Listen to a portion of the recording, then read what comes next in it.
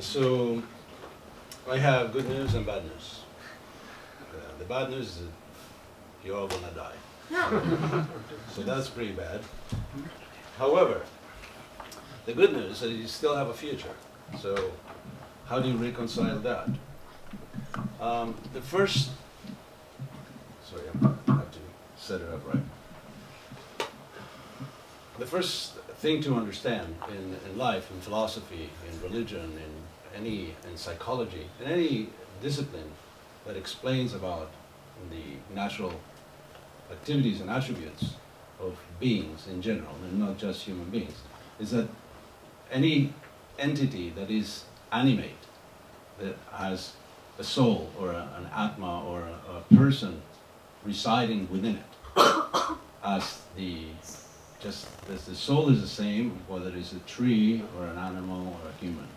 So if you think we are special, we are in a certain way, because we can understand how to get out of this entanglement.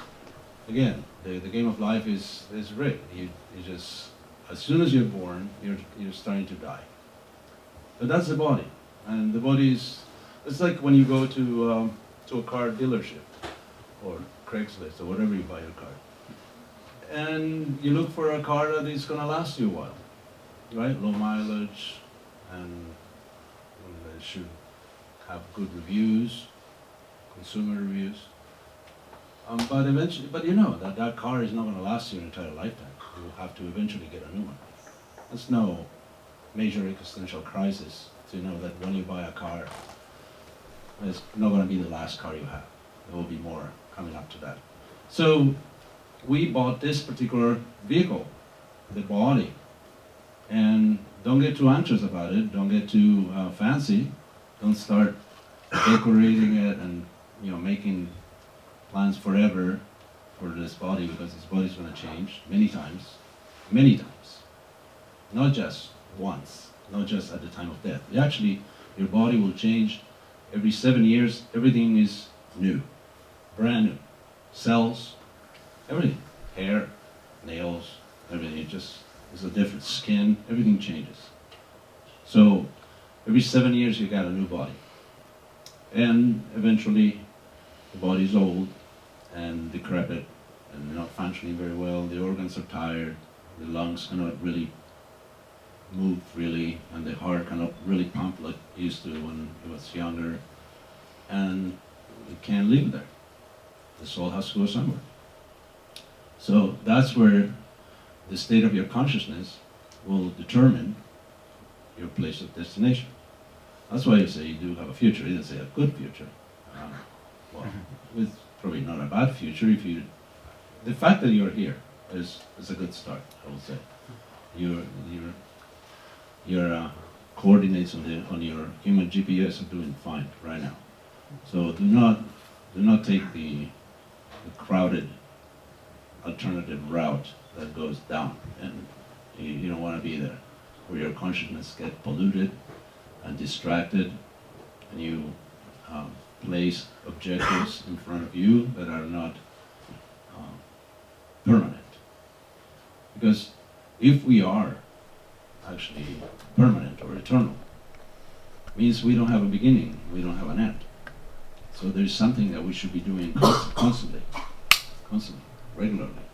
Right now we have different things, different lifestyles, different plans, different desires. These are all creeping up due to the contact with the material world. Material world means a place where there is birth, old age, disease, and death. That's the material world. Whether you're in a higher level or lower level, whether you have money or no money, you have beauty or not, education or not, wherever you have, you're still in the material world. Just like a prison. Let's say if you have a solitary cell, or you're friends with the chaplain and the warden, and you have a private cell with a water pot and a drinking fountain and a window looking at the patio, it's still in prison. You may have better accommodation, but you're still in prison. And the fact is you can't get out until your term is done. So this is the problem living in the material world. And in the Vedic literatures of India, this world and the ruler, the warden, is called Maya. Maya. You heard that word before, right? Maya. Maya means that which is not. In other words, illusion. Just like, for example, if you have a dream, it may be very vivid, you may be seeing things that are very much alive and affecting you. But they're going to go as soon as you wake up. They're not going to mean anything. Once you're awake, you have a different life. So right now, we are in a dream state of sorts. You see, we are identifying with a particular situation. I'm a male. I'm a female. I'm old. I'm young. I'm black. I'm white. I'm Japanese. I'm Korean. I'm American. And this and that. All this stuff. I belong to a certain community. I belong to a certain tradition, a certain religion, a certain social strata. All this stuff is really a temporary misidentification. You're identifying with a particular group or a particular race or gender that is actually not you, has nothing to do with you. Just like you, if you're dreaming of identifying with certain people and certain foods and all that stuff, but it's going to be gone as soon as you wake up. So the process of yoga, I heard a nice definition the other day, is bridging heaven and earth. That's what yoga means, to actually connect with our infinite nature. That's what yoga means. In the West, and in the East as well, I may say, yoga has been translated, I say, as an activity to make you limber and, so you look good and you can do amazing stuff and reach a certain level of awareness. The chakras, you heard of the chakras? Yes? Well, there's no such thing. If you cut open a skull, you'll see no lotus flower in there. The chakras are basically imaginary points for meditation purposes, so you actually stop thinking that you are the gross body. Just we need a little help, right?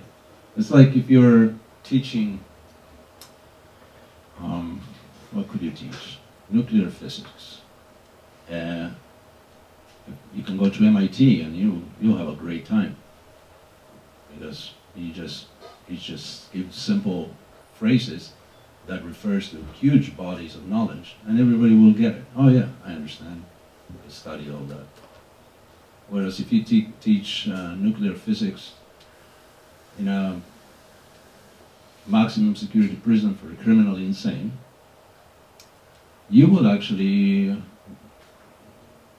you could, but you will have to change your approach, because these people will actually be looking at you as a dish, basically, something that you want to eat. And therefore you will have to teach them in such a way that to entertain them, to elevate them, because their consciousness is very low and it's mistaken. So, why did I say that?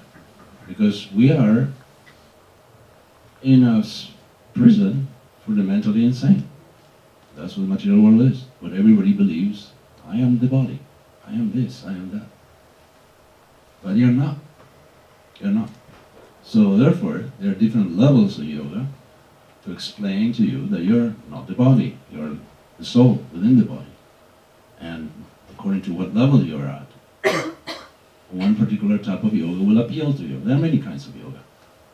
So the most basic practice of yoga is called Ashtanga, which is not basic. Ashtanga. Ashta means 8, Anga means limbs. So this yoga has 8 different portions, of which Hatha yoga, which you probably have heard of, is the lowest. Basically, you have to learn how to sit down and shut up. And shut up your mind too. So this is the lowest possible form of yoga, Hatha yoga, which is taught as the highest in the West, like Hatha Yoga, Kundalini Yoga, all this illumination, enlightenment, and so on. No, no, no. It's just so you can sit down without fidgeting, and you can bring your mind under control. And you have to breathe in a certain way, with a certain pattern, so you actually become peaceful. Because it's the opposite of hyperventilating, basically. So that's your yoga. And then you go into more complicated stuff, like yama, niyama, basically rejecting or giving up to things of this world that are kind of glittery.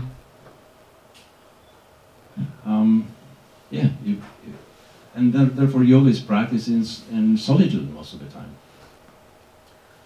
Another piece of news that I'm sorry to give you, all that, rolling the mat and meeting your friends with the latest design that are leotards, that's not really, well, it works for the West, which is a good beginning. It's like for the criminal insane, it will work. But you actually have to learn how to detach yourself, because you're going on a journey. You're going away. Like my wife and I are going to Mexico tomorrow. Not a vacation. We're going to the dentist. It's cheaper, better. So we had to pack. We had to prepare. We had to think. Okay, how much money do we need? We need the passports. And are we driving there? It's crazy driving there. So we should park on the border, and then cross on foot, and then take an Uber to where we're going, etc., etc. You make a lot of planning, even just to go to Mexico. And what are we going to eat? And that's just to Mexico. All of you, me included, and probably earlier than you, we're on a big trip. As soon as we leave this body, we are gone. There's no more connection with this part. All these beautiful experiences and horrid experiences you had, there will be things of the past. They will be lingering in your mind, in your subtle body, in your false ego. There will be kind of a tingly sensation that something happened in the past. So you won't remember. Most of the time, you won't remember. Certain things you will recall, if not fully. Like, for example, if you go to the edge of a building, you're on top of a building and you look down, you can't freak out unless you're crazy and looking for adrenaline. This is, well, why do you freak out when you are in a high position? Because you must have fallen. You must have been, fallen before in a previous life somewhere. So you still remember. There's an impression there. It's very strong, but it's not identifiable very well. So all of us we have certain marks from the past. And this is actually good. You may think, well, if I had a past life, I would like to remember it. No, that's not so good, actually. Because you had many good things and probably just as many, if not more, bad things happen to you. So why would you want to remember that? And how do you become detached? At a certain point, mostly out of frustration, most people realize that, if I could be free of all of this, I have too many clothes in my closet, I have too many contacts on my phone, I have too many this or that, I have too much food in my refrigerator, I have too much. Yes, and then you become very detached. Say, I should keep this up, I should detach myself from all that. This is called renunciation at a crematorium. When you see that your body is going to be burned, and you become very detached because there's nothing you can carry with you. So this is what we should practice. Not that you have to give up everything. You can use whatever is good for you. If there are things that are dragging you down, if there are things, like for example, there was a very serious incident at USC recently that 3 students apparently OD'd, right? Killed themselves. To me, that means the system is not working. Because why a young person going to a prestigious university, studying the career that hopefully they chose and not their parents, are in such, they have such a level of anxiety that they want to take their lives. That means the system is not working well. And I have further bad news. I have a lot of bad news tonight. The bad news is that you don't die when your body dies. This body is a concession because you have many desires. You can cultivate spiritual desires or you can cultivate material desires. Now, either can be fulfilled, but material desires, they burn like fire and they're never satiated. They keep burning. You can, if you're hungry, you want food, you can eat, and then you get sick from eating too much. Or if you have sex, you derive great pleasure, but if you are forced to have sex 48 hours non-stop, you will be very sick and very tired. And sick physically. So anything that you want to do, and in great amounts, you will find a problem with it. So the fact is that you have a body right now that you can feel some kind of relief. It's not actually ecstasy or bliss, pure happiness. It's actually some kind of relief. Just like before sitting here, I had to go to the bathroom. And I felt some pleasure in going to the bathroom, but the pleasure was in getting rid of the urgent situation I had to face. That was a relief. That wasn't a pleasure. No, there's nothing positive about it. I was feeling miserable and then I felt pleasure. It's the same when you're hungry.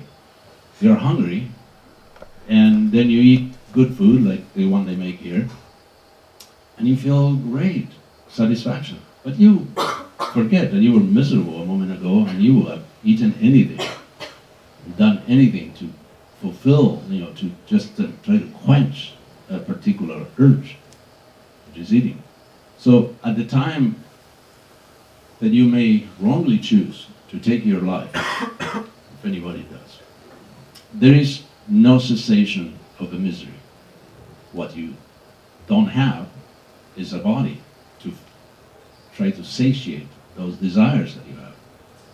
You lose the chance to get a body. Your subtle form, in the form of mind, intelligence, and false ego, and the soul continue on, but you don't have a material body to satisfy your hunger, your thirst, your sexual desires, any of that. So it's a very miserable existence. So one should take one's situation and make the best out of it. And our situation is that most of you are young, good for you. So you got an early start. So you should actually see who you really are. And what do you really want based on who you really are. Because you know what your body wants. Your body wants sleep, wants sex, wants food, wants this and that. But that is, even the animals can do that. Seriously. Eating, sleeping, mating, defending. Those are 4 things that we have in common with the animals. So if you think you're, my greatest pleasure in life is eating at different fancy restaurants. But that is just trying to satiate the misery that you feel when you're hungry. So you pay a lot of money and you fill up your belly. The elephants can eat 150 pounds of food a day. And they feel the same satisfaction that you do. They don't have to, tip the maitre d'. They don't have to do any of that. They just eat what's available. They rip a banana tree and they chew it to pieces. Several, actually. So, and if you think, but I can have sex and it's a very sophisticated thing, I can do it in an island in the South Pacific, in a beautiful setting and so on. But sex is sex. You feel sex desire and then you do your thing and then you feel satiated or satisfied for a while and then you have it back. Just as bad. And pigeons, those annoying little birds, can have sex up to 70 times a day. Or more often even. Yeah. So pigeons have a handover of whatever they call those 3 fingers they have over you. Because they can have a lot more sex than you. Feeling the same satisfaction that you do. So elephants, cockroaches, they can live anywhere. And they can eat anything. You know, we require a roof over our heads and some kind of decoration. Roaches don't need it. They can live anywhere. So we should take advantage of this human form in order to get out of that cycle. And that cycle is called samsara. Samsara means birth, old age, disease, and death. Those are the only problems in life. And as long as you have a human body, you can solve that problem. But if you behave like an animal, if you actually concentrate on these 4 activities, eating, sleeping, mating, and defending, then your consciousness will be stuck. And you will actually get the privilege of getting, next time, an animal body instead of a human body. Because an animal body is better suited for those activities than human bodies. And then you'll be dull. You'll be dull. I mean, people imagine when they talk to their pets that the pets talk back to them and all that. But really, come on, seriously? You can talk to your dog and imagine all that. I once saw a cartoon by Gary Larson, The Far Side. I don't know if this is too old for you guys. And there was a guy explaining to the dog that he shouldn't get into the kitchen cabinet and eat stuff like that. So in one of the squares of the cartoon, there was a guy saying, "Listen, Ginger, you cannot get into that cabinet and eat the food that's not meant for you. You understand, Ginger? This is the last time I'm telling you, Ginger." Okay.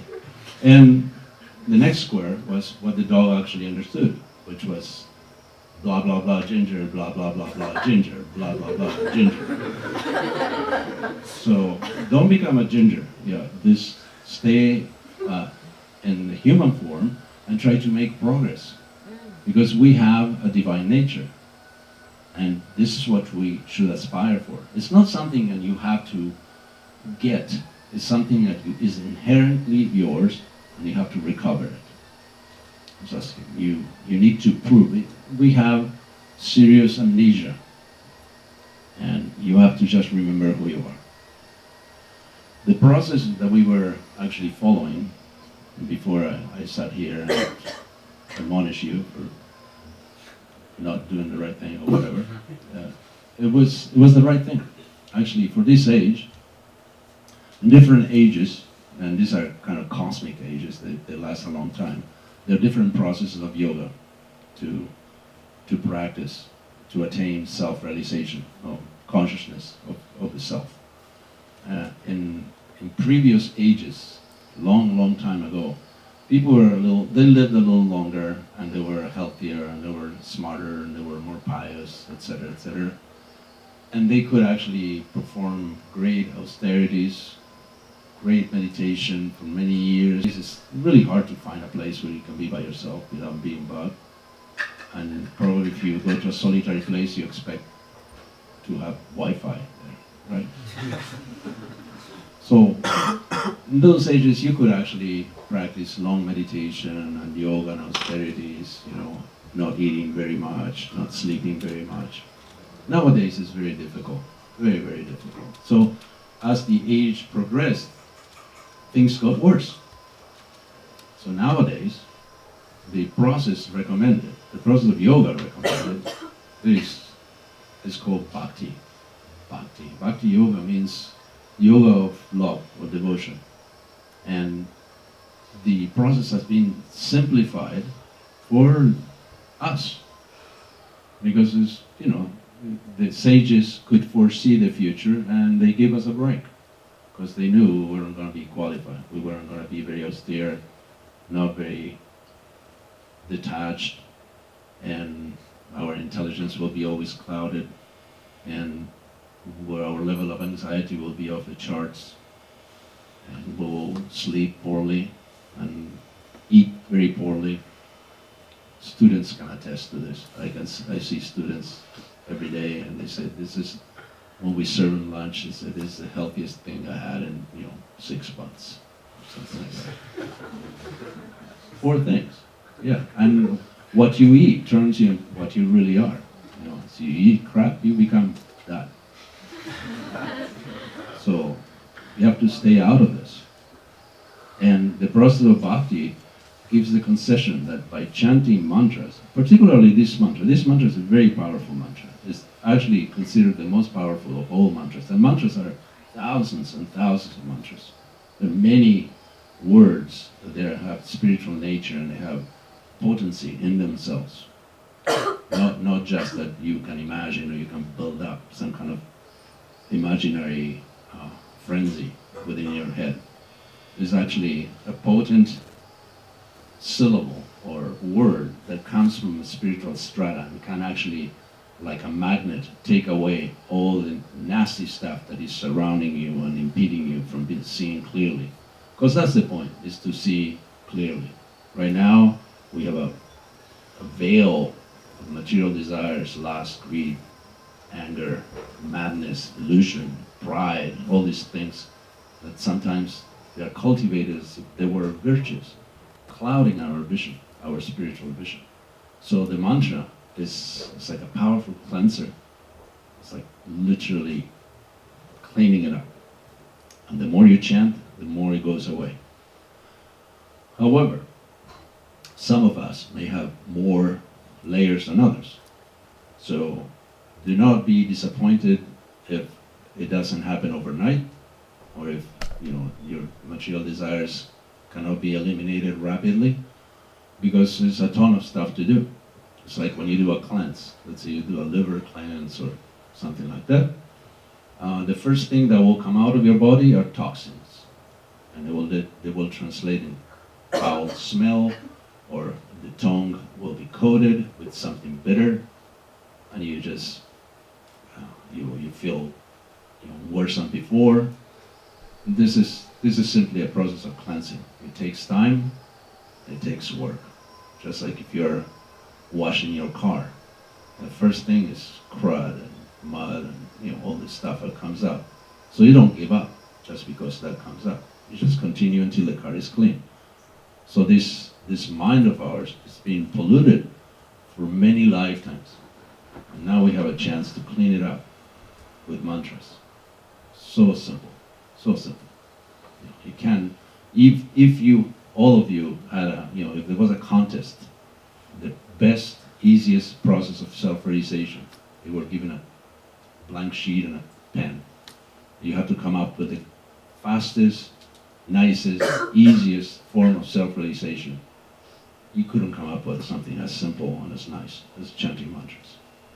And when done in company, when done in the association of like-minded people, is even more potent.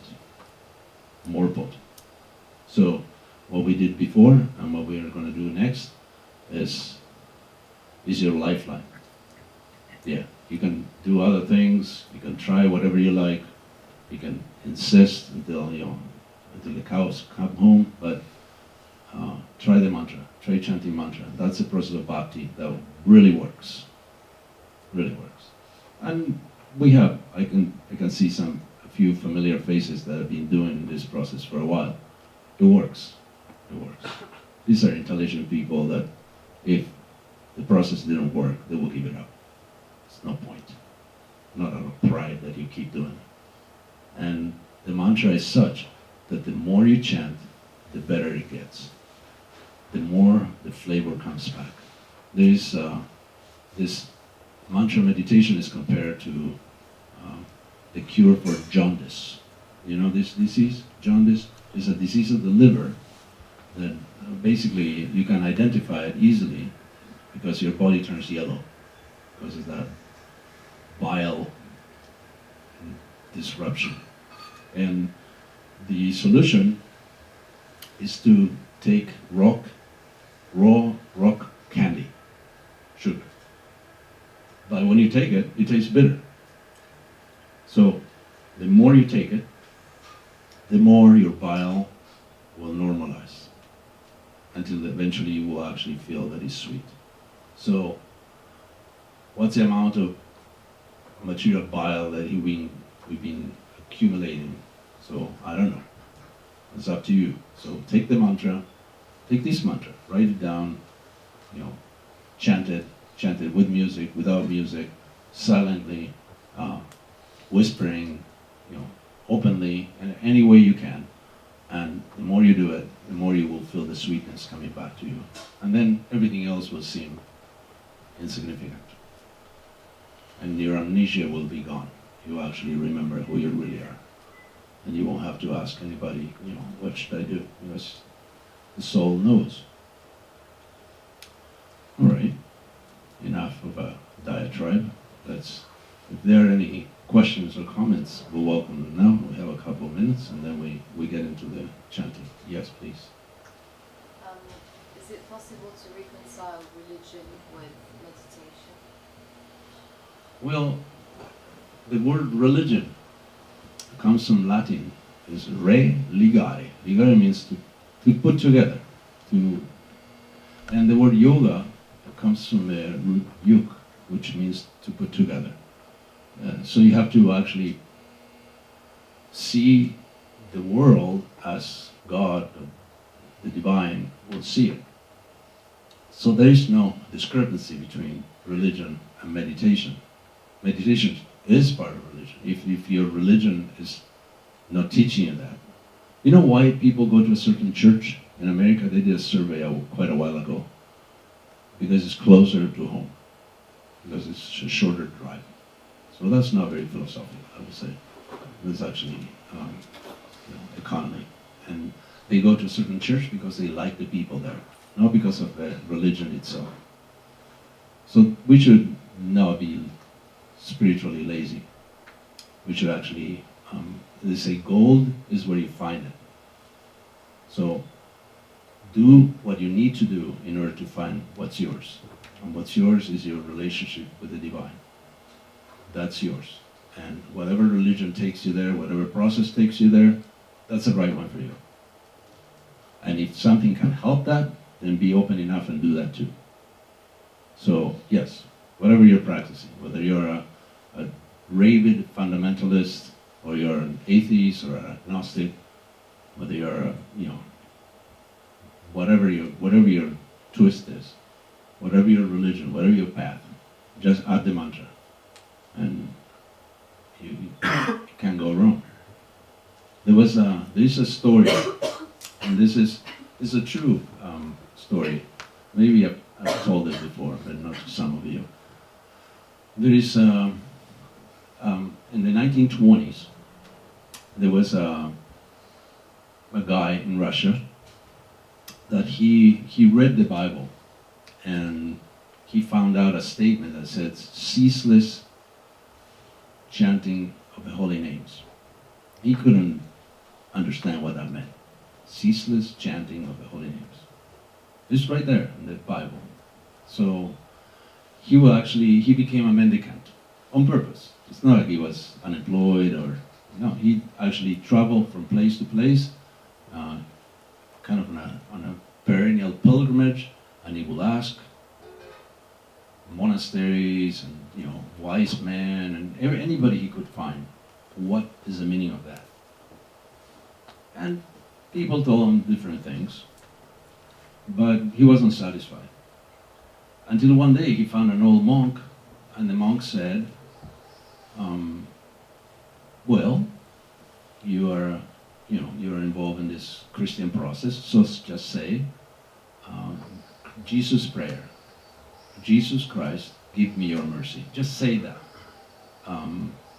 300 times every day. He said, okay. So, and come see me in a while. So he did that for in addition to other, he will do prayers, he will do fasting, he will only eat bread and water for quite a while. He did that for a while and came back to the monk, and the monk said, so what happened? And he said, well, not exactly sure what happened, but when I was doing the other stuff, all my prayers and my ablutions and my austerities and so on, I could only think of the prayer that you gave me. He said, okay, then it's working. Because it was more powerful and it drew your consciousness. So the mantra will do that. No matter what else are you doing, whatever is stronger will draw your consciousness in. And the mantra is the most powerful thing. And even there is I can't remember where it is, Svetasvatara Upanishad, one of the Upanishads, I think it is, that says that this process for this age, this particular age, is pretty much your only ticket. I mean, if you have other names of God, and so it means the one who possesses all of that in the unlimited degree. And the word Rama means the source of pleasure. We all want pleasure. Well, go to the source. Cut the middleman out. And Hare, or Hara, is the feminine form of the divine. Because God is not some kind of old guy, sitting on a cloud, throwing thunderbolts, giving people eternally starched sheets to wear, and a trumpet or a harp, send them to a cloud. Okay, that's your cloud. Go there forever. Good luck with your tune. Keep practicing. This is a horrible idea. I mean, can you imagine? Can you imagine that's paradise? No Super Bowl, no Mexican food, just a harp or a trumpet, the same tune forever, sitting in a cloud, cold and wet, because that's what clouds are, they're cold and wet. Yeah, it's horrible, horrible. So the mantra will take you past that infantile conception of heaven or paradise and so on. So again, religion, no problem. Just whatever your religion is, add the mantra. Because meditation should be part of every religion. And if it isn't, it's the wrong religion. Just go to another one. Yeah? Any more? Yes, please. Could you say something about the role of a guru in the spiritual path? We need guidance. We need guidance, whatever you do. Like, a lot of you guys go to college, right? Yeah. Why do you do that? Why don't you just buy a book? Why don't you just learn on your own? Because there is an old guy or a young girl, whatever the professor looks like, that took the trouble to learn the essence and have enough didactic ability to teach it to you. It's simple. You just take help from those who can help you. So the process in spiritual life is not much different. There is an ascendant process, which is you grope, you try to understand everything by yourself. And there's the descendant. You find someone who knows and take it from them. And it's tempting to grope around and try to figure everything out of yourself. But that's how kids are. When parents try to tell them something, don't tell me, I know, don't tell me. Just they want to figure it out by themselves. So if you want to figure everything for yourself, by yourself, then you can't take help. You have to discover electricity by yourself. You have to discover the wheel by yourself. You can't take help from anyone else. So spiritual life is very subtle. And you need help, you need guidance. So the role of guru is very important. He's a teacher. Without a teacher, you're rowing a boat that has an anchor in it. So you can row day and night, but you're just going to go in circles because the anchor is still there. So, thanks for the question. I just was wondering if you could touch upon when you were talking about the looking over a tall building and how you said that was like Yeah. you're scared because of a past life. Many things may scare you. You may be scared of darkness. You may be scared of people. There is one boy we were talking to today. He was supposed to come, but he was too scared because of the topic that we were approaching today. And you may feel happiness by looking at a sunset, or by looking at a flower, or by looking at things. You know, these are desires that you've cultivated in the past that give you pleasure. Like if you go in front of the ocean for the first time, you feel overwhelmed. Practically speaking, this is amazing. Everybody feels the same thing, pretty much. This comes from the past. You have actually, and if you feel fear, then you may have trauma. That may have happened. If you're looking over like a tall building though, like what about the idea that you could fall and like die? Like that seems like kind of rational, right? It is rational, but if you're a 6-year-old and you look over and you get scared, that's, 6-year-olds are not very rational. They don't get the point that they want to jump and die. Matter of fact, a friend of mine lived in a 2-story house. I grew up with him, and he decided to make a parachute out of newspaper and throw himself off the 2nd floor. He did. He was a strong guy, so he survived and got a broken leg and got over it. But it was a stupid idea. He didn't know. He wasn't very rational about that. Yeah. So, yeah, don't try things. Don't try things. That's why guru is important. He will give you the right medicine. Like for example, she's coughing, so she goes to the pharmacy and said, "Do you have anything for coughing?" Right? That would be the right approach. Or she can go and say, "I like those yellow ones. I'll take those." And it happens to be a laxative. So if you cough, you're in trouble, for sure. So you should take guidance from a pharmacist or from a doctor. You always have to take advice. Yeah, things are, there are many things that we may not know, may not have a chance to know, but it's not your burden to know everything. You don't have to be omniscient. You just have to know what you need to do. That's enough. There's the ocean and there's a cup of water, and your quota is a cup. So when the cup is full, you'll be fine. You don't need to get the ocean in order to be satisfied. So there are many things that may not be very clear that you don't really need to know. Like when let's say you have OCD or something, you just go in front of a building and you need to know how many windows are in this building and how many doors and how many feet are in between the elevator and then, you don't need to know that.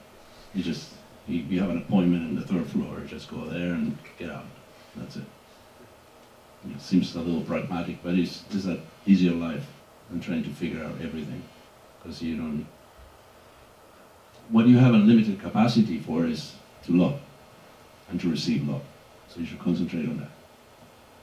The other stuff, you have limited approach, limited capacity for it. So don't worry about that.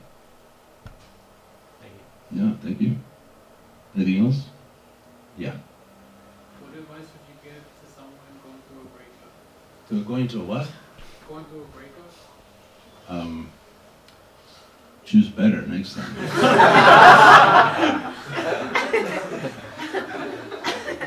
Well, it depends. It depends. Is it your fault? Is this her fault? His fault? Its fault? There's no. Actually, this is this idea of karma that you think is not my fault. If you say it's not my fault, then you don't understand karma at all.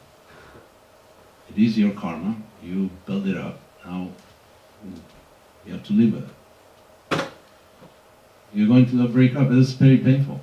There's nothing worse than getting your heart trampled and broken. Nothing worse. But it's mental. You can learn. from it. Just make sure you don't do something you regret. That you hurt the other person just because you're hurting. Try to be friends.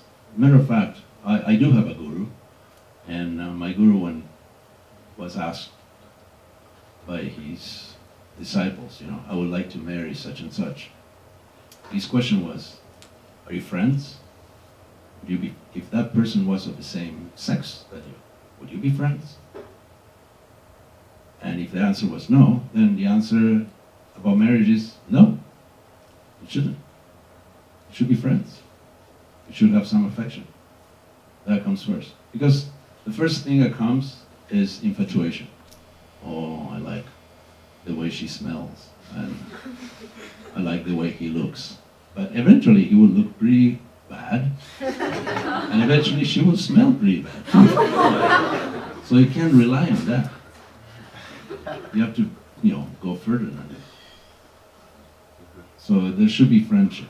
There should be some strong bond, not just attraction. Attraction is not enough. It will eventually fade away. You will get old, and you won't be as attractive. Actually, when you see old people that they look pretty hideous, that's your future. Hello, wake up. This is how you're gonna look. That's what people are gonna see. If that's all you are, you're the material body. So then you think, oh, I'm old, I'm young. Yeah, that's actually very temporary. You can't be judged by the car you drive, right? So don't worry about the car. Just keep it clean and work in order and move on with your life. You're not the body. You should tattoo that backwards on your forehead, so when you brush your teeth, you can actually remember it. You're not the body. The body is temporary. The body gives more misery than pleasure, I can assure you, after a few years, more than you in a body. Yes, more misery than pleasure. That's why we're going to Mexico. Because, anything just throws you, tosses you. I mean, you may be lifting weights, and pumping iron all day and be a triathlete and so on. And then here comes a bug, the flu virus, the Hong Kong flu virus. And it tosses you around. You can't even see the damn thing. And it tosses you around like a rag doll. Yes. So there you go. There goes your theory about being strong. No, your body is doomed. It's gonna collapse. So just don't make an institution out of it, out of worshiping your body as a self. You're not the body. So, how many volunteer for a backwards tattoo on the forehead?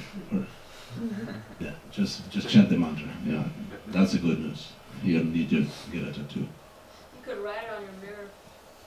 Oh, that's good. That's good. That is a good idea. Actually, I may do that. I don't like mirrors. I don't like to have mirrors at home. Not because I'm a vampire or anything. I just don't like to look at the body. I'm like tired of it. But it's good. Maybe I'll take all the mirrors and put you're not the body. Yeah, that's a good reminder. My guests will feel a little uncomfortable.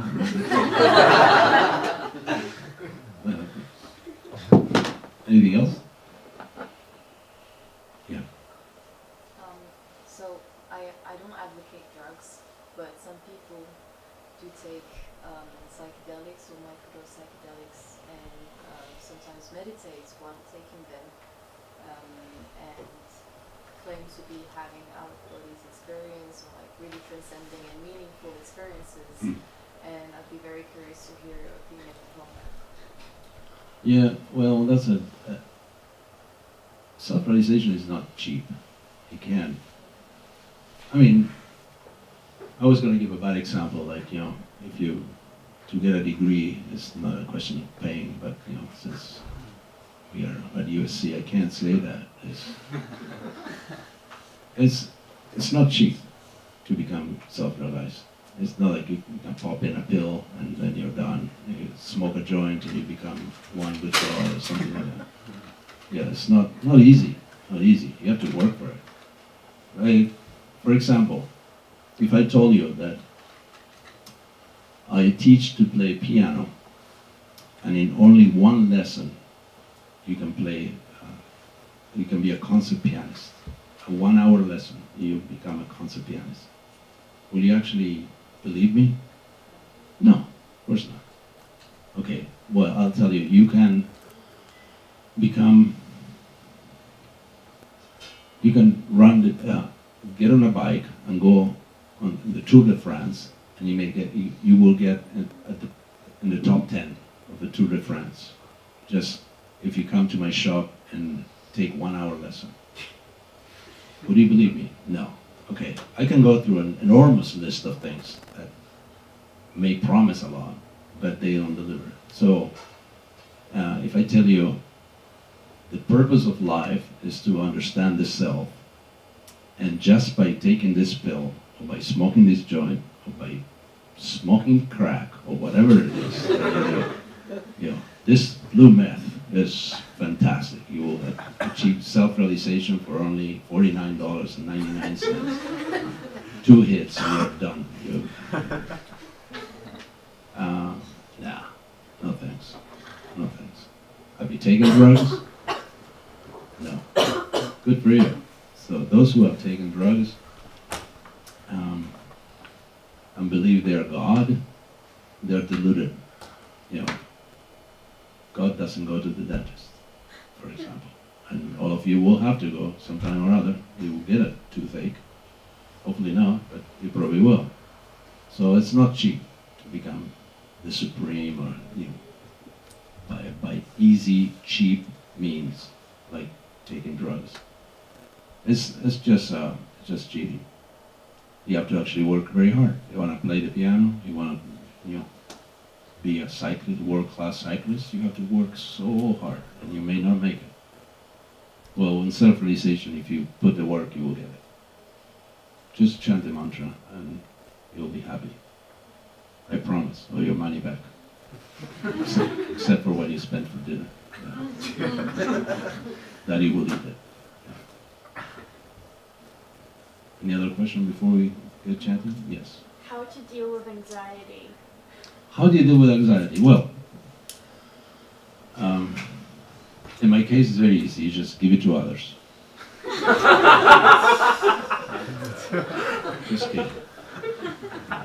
Anxiety is an all-pervading illness of being in a material body.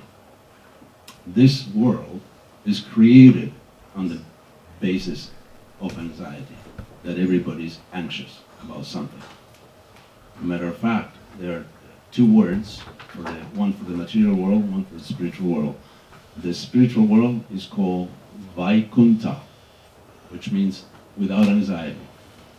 That's actually the word for the spiritual world. And the material world is called Kunta, where there's just anxiety. Because everything that you do has an uncertain future, and there's fear associated with it. I see, again, we serve lunch to USC students, faculty and stuff, and I can see that everybody's in anxiety. And you're in the prime of your life, right? You're young, you're healthy, you're smart, you have money, because otherwise how can you cough up 70 grand a year? So what's going on? How come you're in anxiety?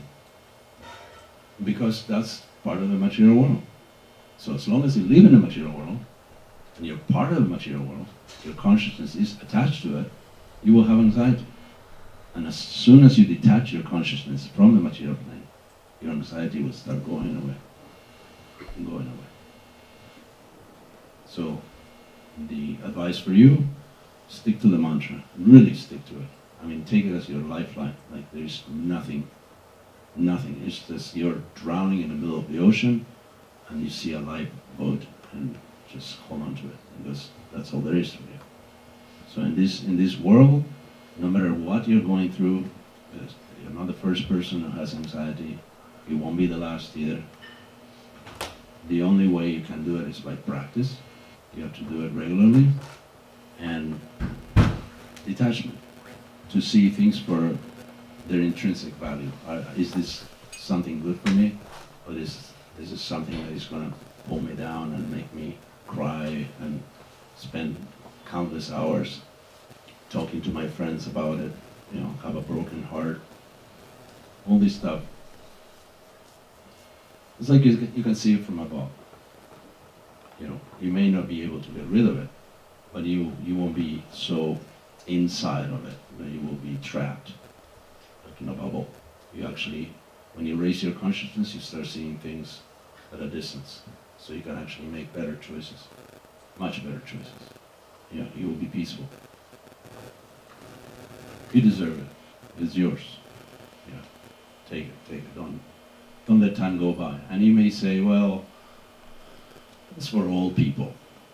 I'm young now. Now I need to enjoy life and so on. And when I get old and frustrated with that, then I start practicing meditation and all this and become spiritual, blah, blah, blah. No, this is the time. This is the time for learning. When you get old, you get calcified. You can't learn much.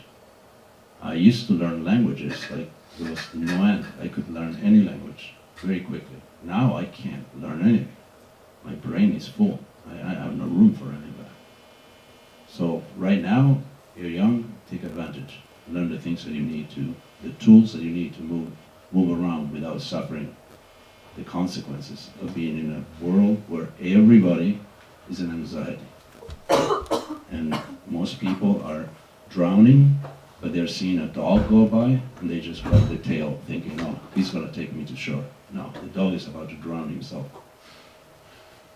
So all these other methods of stuff, they're temporary relief, but there's no end to the situation. Anxiety is, what can you say? Materially, you can't fix it. It's terminal. It's 4th stage. It can't operate. It's done. But you can transcend. You can be above it, and then anxiety will be below. It won't bother you. Just like an ocean and rivers. The river goes into the ocean, but the ocean is not altered by it. It remains calm in the same way, same volume. So let the rivers of anxiety come to you, but take the mantra and raise above it. Good luck. Yeah. Okay, guys. I don't want to delay the hosts anymore. They've been cooking wonderful stuff for you, so we'll do a kirtan before we go. And I really appreciate your attention for those who are still awake. And those who went to sleep, well, when you wake up, you won't remember anything. Good for you. Thank you.